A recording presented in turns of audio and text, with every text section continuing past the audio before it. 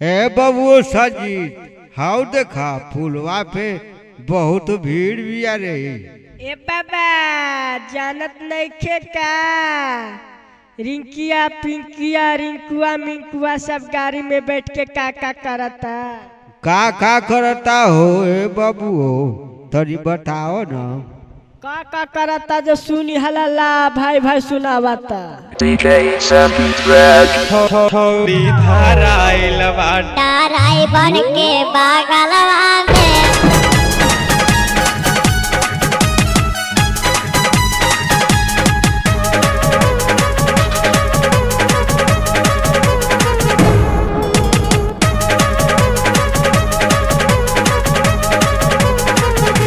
गरम भइल इंजनवा मनवा लागत नइखे घरवा में लागत नइखे घरवा में। गरम भइल इंजनवा मनवा लागत नइखे घरवा में लागत नइखे घरवा में।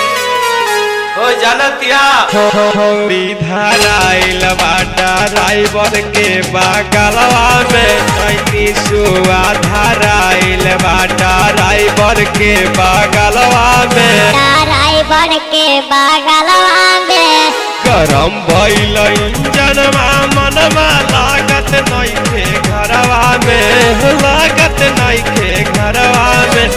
गरम भइल इंजनवा मनवा लागत नइखे घरवा में लागत नइखे घरवा में। हो जानतिया थोड़ी धाराइल बाटा ड्राइवर के बगलवा में तैनी सुआ धाराइल बाटा ड्राइवर के बगलवा में ड्राइवर के बगलवा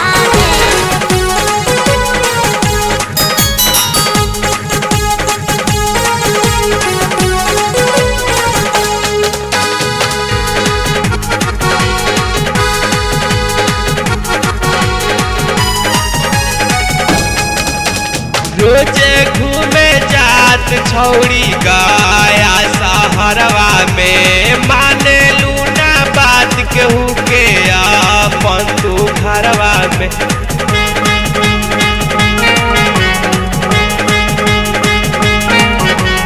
रोजे घूमे जात छौड़ी गया सहरवा में माने लूना बात केहू के अपन तू घरवा में।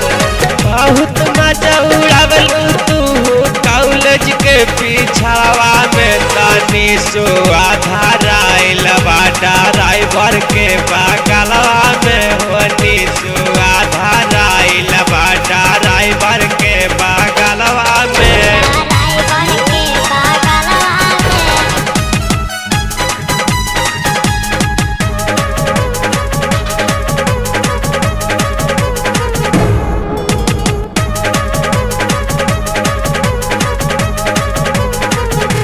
चढ़ाली जवानी बगली माटी में मिलाइले संजीत के संगे मिंकू झारा नाना हाइले।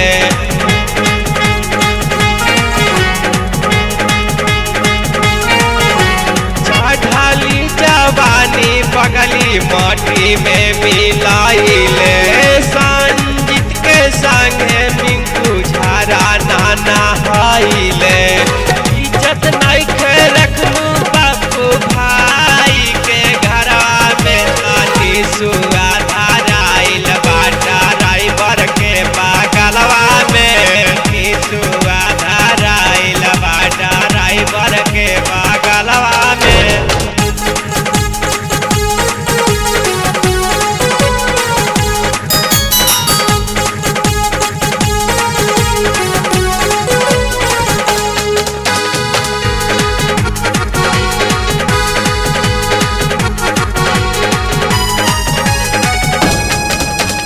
हमार बात गोरी तना को ना मानलू भाई के संगे कंचन माजा उड़ावेलू।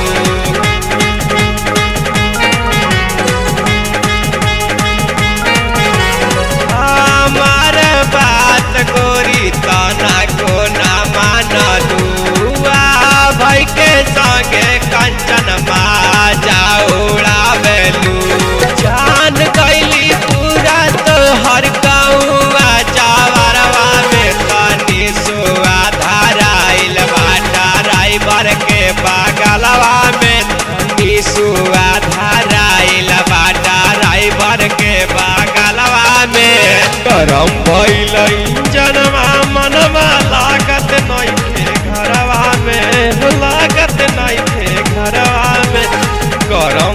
भइल जनवा मनवा लागत नइखे घरवा में हो लागत नइखे घरवा में हो जानतिया धराइल बाटा ड्राइवर के बगलवा में तैनी सुआ धराइल बाटा ड्राइवर के बगलवा में तैनी सुआ धराइल बाटा ड्राइवर के बगलवा में तैनी सुआ धराइल बाटा ड्राइवर के बगलवा में